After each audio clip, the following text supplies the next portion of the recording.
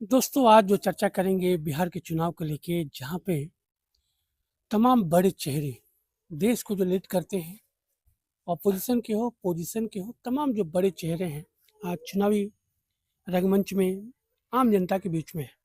आज देश के प्रधानमंत्री नरेंद्र मोदी साहब आज कई रैलियों को संबोधित किया है और अभी अभी जो खबर है वो पटना में एक मेगा रोड शो करने वाले हैं, जो आम जनता से रूबरू होंगे, उनके बीच से होकर जाएंगे।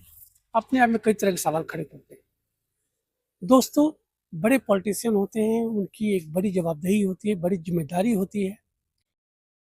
ऐसे में सवाल आज हम बात करेंगे तमाम बड़े चेहरों के बीच में बिहार के मैनिफेस्टो पे।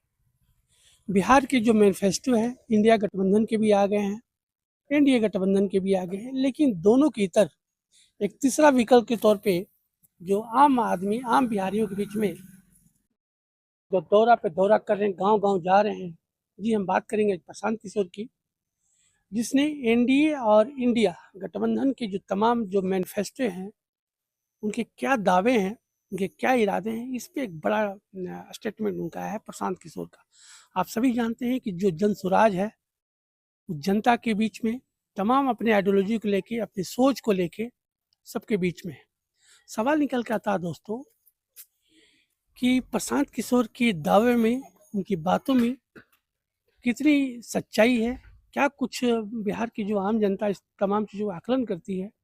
इसको देखना होगा, इसको समझना होगा।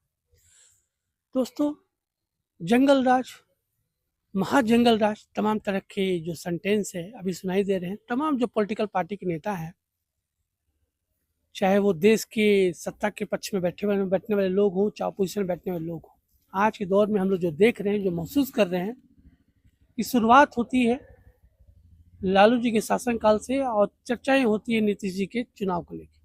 दोस्तों, महत्वपूर्ण क्या हो जाता है कि लालू जी का जो कार्यकाल रहा है वो अपने आप में सवालिया निशान रहा है, और उसके अपने एक बेनिफिट हैं और अपने उसके लॉसेस हैं। सवाल क्या है कि लालू जी जिस समय सत्ता में है, उसमें सामाजिक जो जन जागरण था, सामाजिक न्याय की जो बातें होती हैं, उसकी एक आधार उन्होंने दिया है।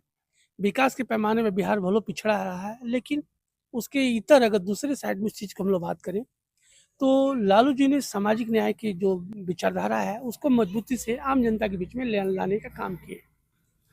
नीतीश जी 2005 से लेकर 2025 में 28 साल से बिहार के सत्ता में हैं और बतौर एज ए लीडर वो कमान संभाले हुए हैं। उसके अपने बेनिफिट हैं, उसके अपने लॉसेस हैं। दोस्तों, इन 20 सालों में नीतीश कुमार ने तो बहुत सारे विकास के काम किए हैं, लेकिन रोजगार, पलायन, शिक्षा आज भी एक मुख्य आधार बना हुआ बिहार में, जो वाकई में जो विषय है चिंतनीय है। आप सभी जानते हैं कि बिहार में युवाओं की संख्या एक अच्छी खासी है। ऐसे में उनका जो सोच है, तमाम सवाल या निशान इस पे लगता है।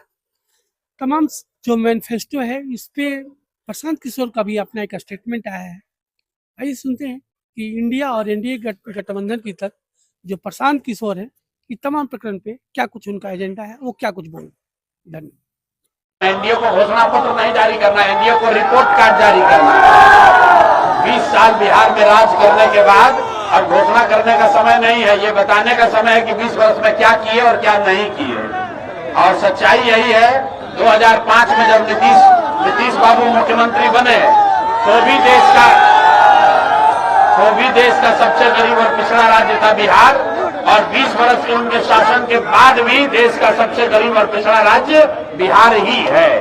तो भैया यही रिपोर्ट कार्ड है। और यहाँ जितने युवा हैं उनसे पूछ लीजिए कि रोजगार के लिए उनको बाहर जाना है कि नहीं जाना है।